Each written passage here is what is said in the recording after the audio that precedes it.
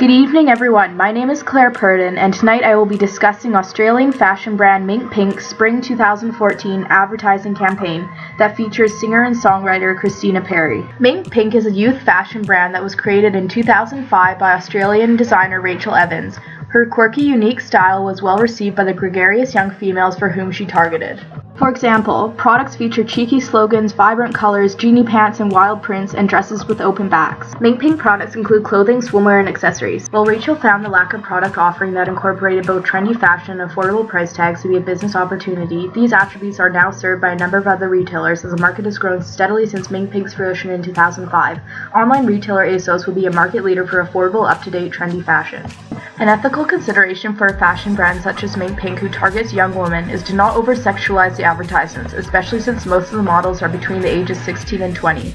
The brand's target market was a driving force for its initial realization, and it continues to lead the strategy behind the product designs and advertising. Demographically, MinkPink targets females between the ages 17 and 29. Psychographic appeals to this segment include fun-loving, audacious individuals who keep up to date with trends and have frequent purchasing patterns.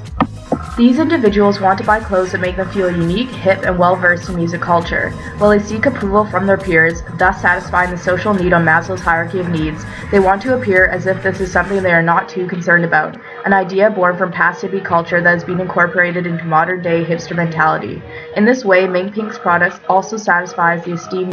In a recent study done by Pollinate, it was found that the history of a brand is the least important factor to youth, and the quality of the product is deemed the most important.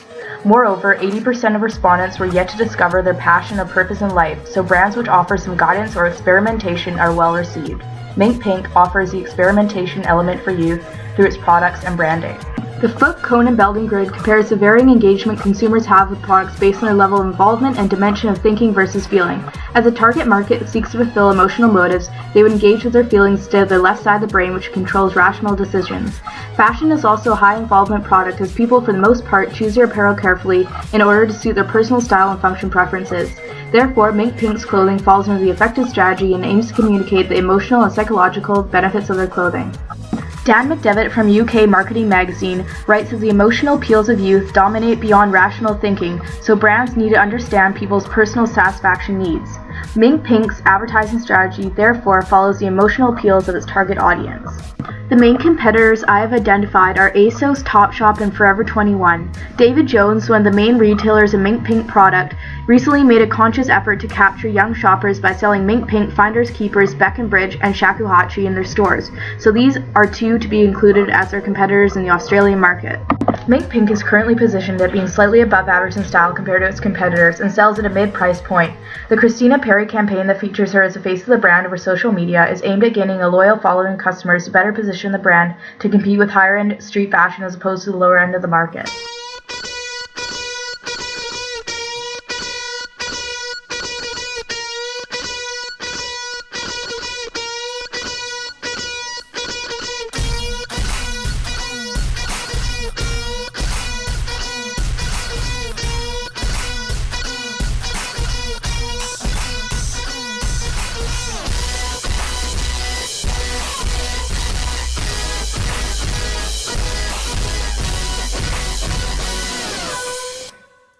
The Christina Perri campaign includes her as a face of the brand over social media, most notably in Instagram posts and as a model for the clothing.